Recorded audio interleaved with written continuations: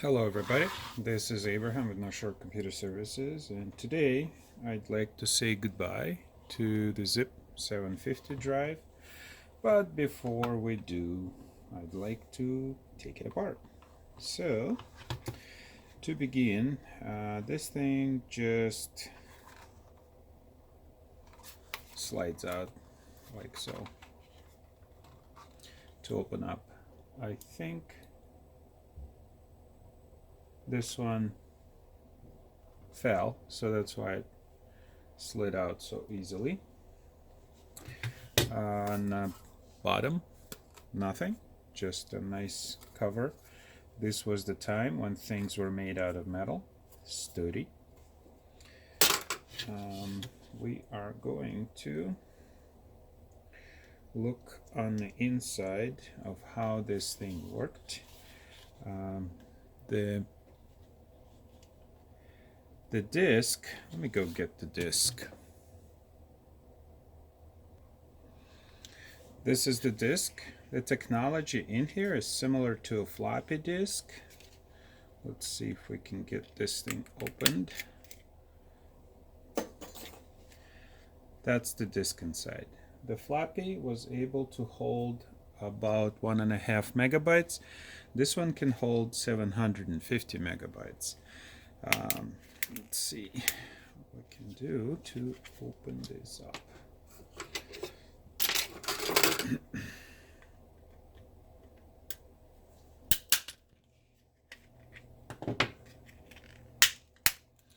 It is always amazing to look at the technology and not really worry about damaging it because it's outdated. This is the disc. Surprisingly enough, it is a flexible disc, so it's almost exactly as a floppy disk. And this thing sat in here just like that. Come on. There. And it would, oh, maybe I'm putting it in upside down. There you go. And it would be spinning like this, and the heads would, come on, need to position it so that the heads, there. And the heads would come out just like this. There's some kind of lock on here.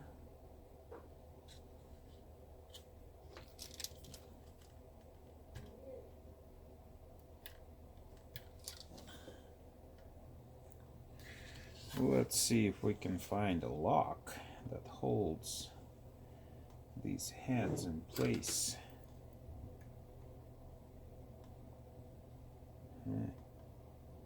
Well, may have to pull out the mechanism to be able to unlock it, but you get the idea. Basically moves just like that over the whole surface, reading and writing information, and that's basically it.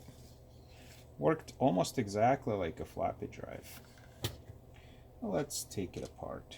So we don't need this. Maybe we'll put it back on later.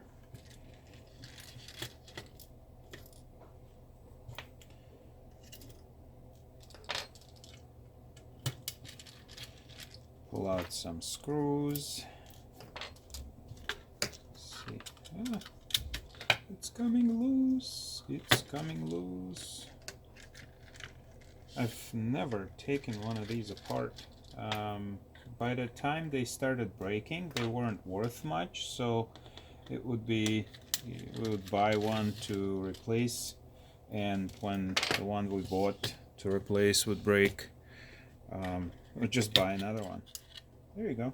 Wow, I did not know this.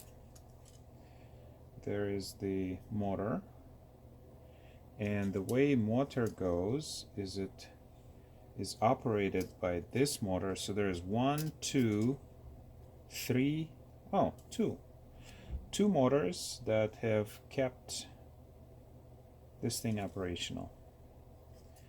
And this thing, there, now it's locked in. Oh, it's unlocked. Oh, I don't know. Here is the lock for the heads. Oh, I see. When you put the disc in, this pushes, this comes up, this one is probably unlocked by the mechanism moving. Yeah, okay. Let's see, we can take the circuits off. Don't need those anymore. This thing is heading for recycling.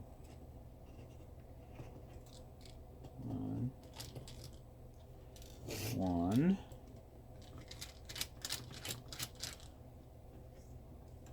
Two.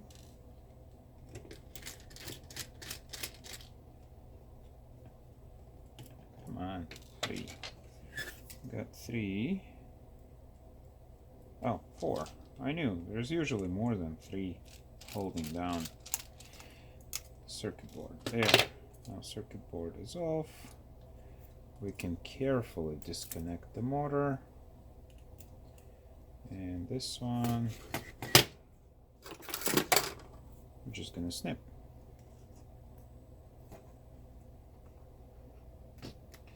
I do like to reuse some of the parts. What I do with these is I might use the USB connector, and I might practice removing these chips on my chip removing machine, and then this goes to recycling. Let's look at the mechanism. Alright, I guess if we remove this part, the head is going to start moving freely.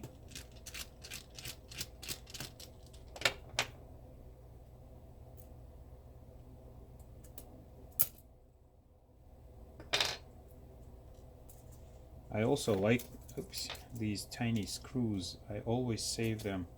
You never know what would need fixing that you could use those tiny screws. Let's move this. These ones I use to fix glasses. Getting old, need a lot of glasses, so those are useful. Let's see. I guess this is the manual override for eject. See, pushes right on. Still works. Let's remove this. That's the dust cover. Spring. Springs are useful too. Another spring. And this mechanism is now not working with the springs. Let's see if we can remove this thing here. Come on. This one doesn't want to give up. There must be a trick to it. Let's see.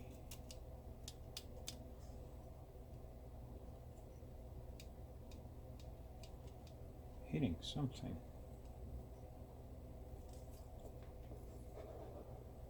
Not sure. Yeah, came out. All right, so now we don't have the, see, don't have the lock on the head anymore. We could actually look at how it works. So we're gonna need to lift up the, it's already up.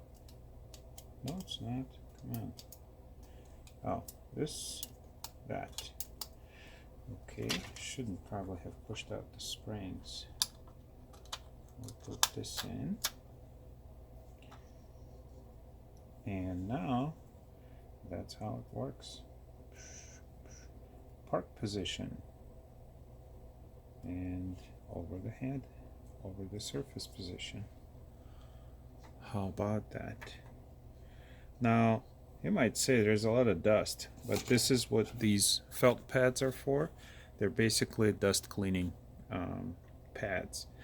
If like sand would get here, that would ruin the disc by basically scratching it all the time. So it's against normal soft dust.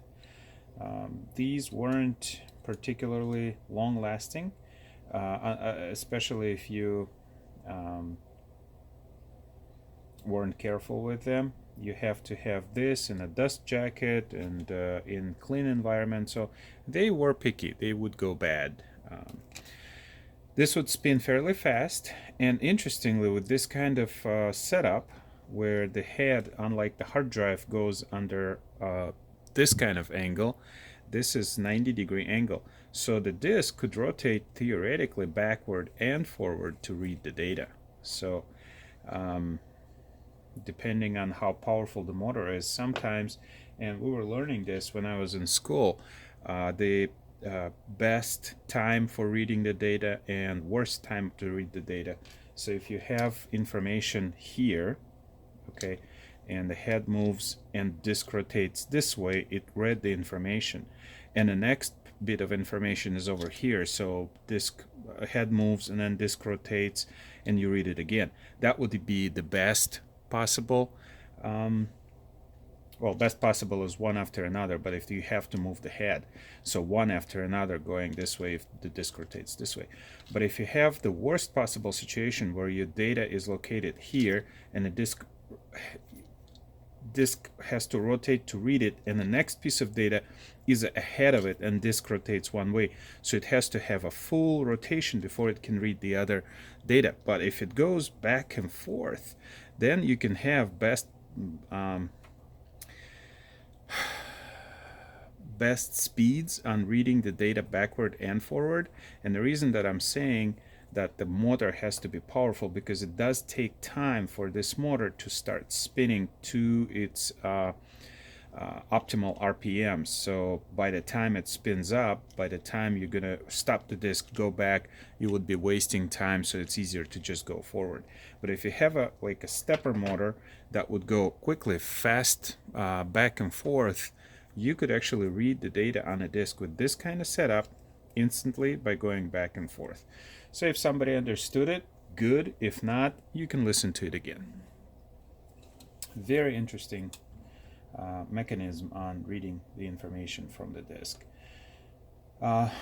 These heads are not little, they're big. So they would be, if you make these heads tiny, you can increase the space on a disk up to 2 gigabytes. And I think they were making something that was bigger capacity.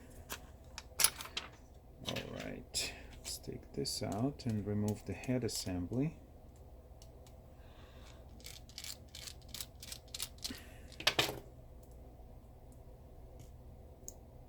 Nice. What I like also about this is it's all modular, so it's actually made to be fixable. Here's the head connectors, and they go right here, so they sit just like on a hard drive, just like that. Sit over the top and read back and forth.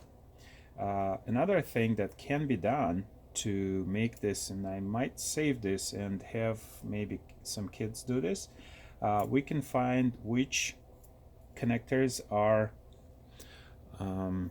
for the coil, and you can connect sound to it, and this would be like a voice coil going back and forth over the magnets, and you can actually have fun looking at how this works. You can actually do the same thing with the hard drive to connect the voice coil to the sound and just supply the sound of any source, and you would see how this works, like tick, tick, tick, tick, tick, tick, tick, tick, tick, tick, tick, tick, tick.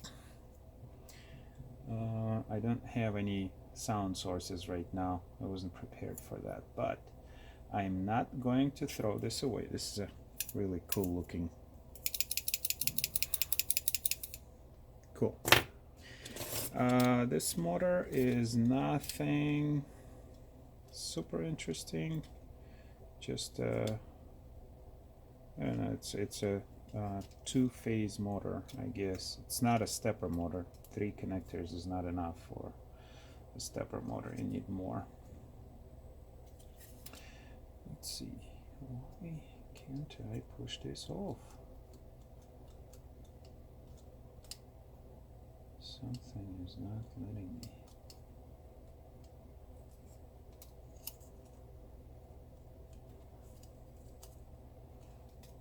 Huh.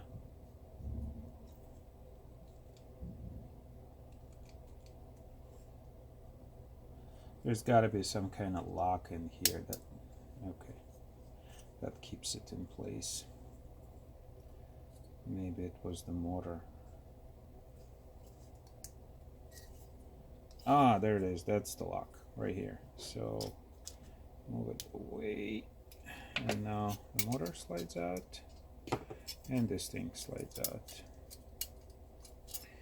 I was looking in the wrong place.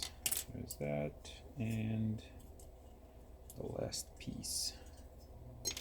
Okay, it's a one-way disassembly. Hopefully you like it. This is the makeup of the 750 megabyte zip drive, and enjoy. Thank you for watching.